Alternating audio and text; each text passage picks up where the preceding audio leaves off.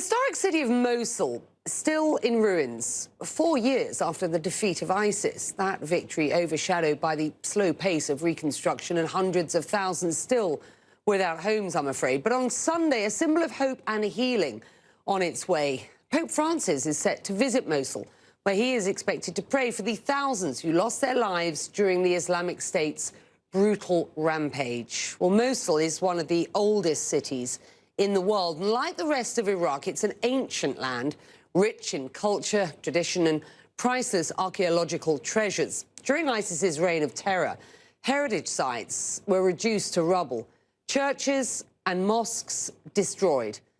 But as Iraqis have proved over and over and over again, they are both resilient and proud.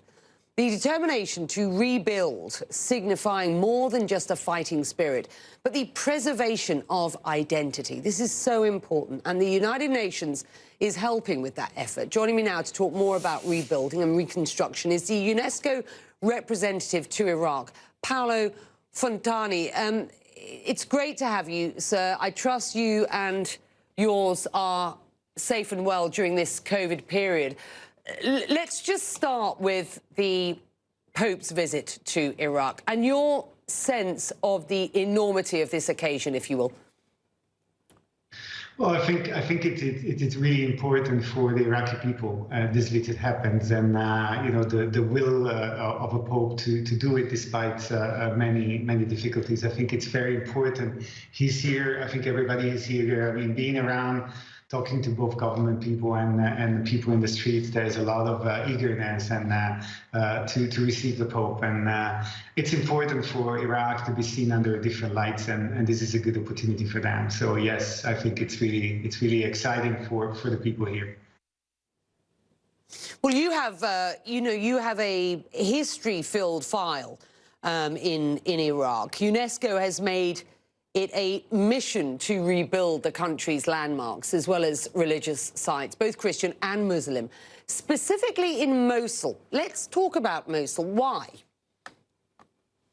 Well, as you know, there was actually a call from Director General of UNESCO in 2018 after you know, the fall of Daesh, to rebuild the city of Mosul. The idea of rebuilding Mosul is not just the fact of rebuilding stones or houses, but it's really the idea of rebuilding a spirit of a city that has always been a symbol of connection among the people, whether religion or culture, a city of publishing, a city of books, a city of art. The call was actually responding with a lot of generosity from a number of donors, and this allowed us since 2019 to start rebuilding both very important landmarks. So you were talking about churches, the Al Taida and the Al Saad Church, but also what is the iconic alNuri Mosque and the minaret of Al Haba. But not only that, we're also rebuilding houses, hundreds of houses in the old city center, in order to bring back that idea of Mosul it used to be. And I want to add that this is not just an exercise in rebuilding heritage, but it's really a willingness also to bring back cultural identity, to bring back the spirit of living together, and to do that also, you know, together with the Muslims. We are involved at any step that we're taking. So we want to build an identity, we want to build a heritage, and we want to do it with them, and that's what's happening. And by doing that, by the way, we are also creating a lot of job opportunities, which is also a good thing, because we want to show that culture and heritage can be also bringing together economic development. Which is an extremely important point. Revive the Spirit of Mosul is an initiative launched by UNESCO in 2018, funded by the UAE, where I am broadcasting from today, and by the EU and others. Some sites that you are working on to revive are mosques and churches, as you rightly pointed out. What difficulties have you faced throughout this rebuilding process? Well, I mean, it would be very easy to say that the biggest difficulty has been actually COVID in 2020. But I think that what we need to understand is this is an effort that means that a lot of people around the table that have to agree to work together. I mean, the support of the local authorities, the governor, the mayor, the support of the people, the support of the university, the support of armed forces for demining, for example, the support of the Ministry of Culture, Department of Antiquities, Prime Minister's Office, presence. Everybody has to be together because the city is iconic, the places are iconic. We cannot make mistakes. This has to be done with them. So coordinating all of these instances is one, of course, of the challenges we have. But I think that we have slowly but surely built a strong trustship with all these people and all these partners. So we're all now together, working together, doing this. I think this was very important.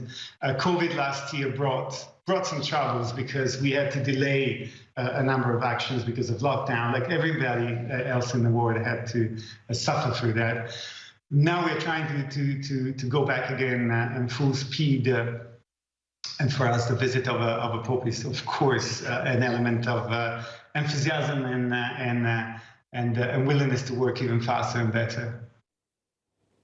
The biggest project, as I understand it, that you are working on began in 2019. It's Mosul's grand alNuri Mosque. It has over 800 years of history and was reduced to rubble after being destroyed by ISIS in 2017. It was the very spot, ironically, where its leader first declared the creation of his caliphate in 2014.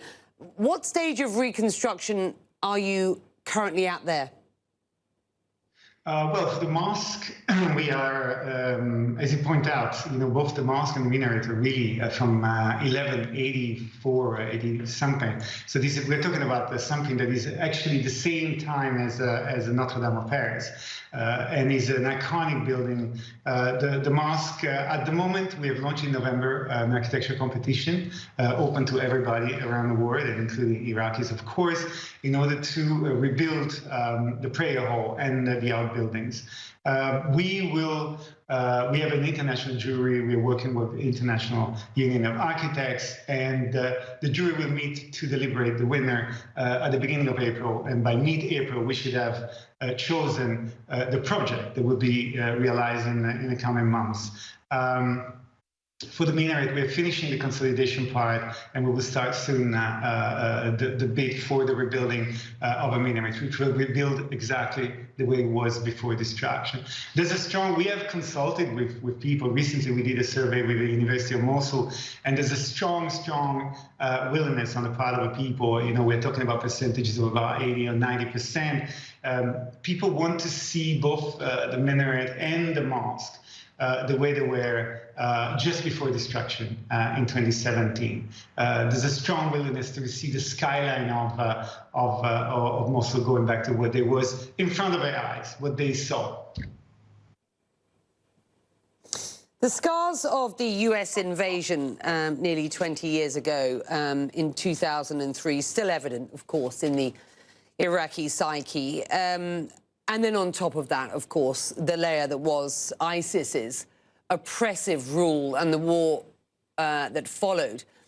I just wondered just how deep you believe these wounds go, and whether you think that Iraqis are on the road to an extent of healing at this point, if at all.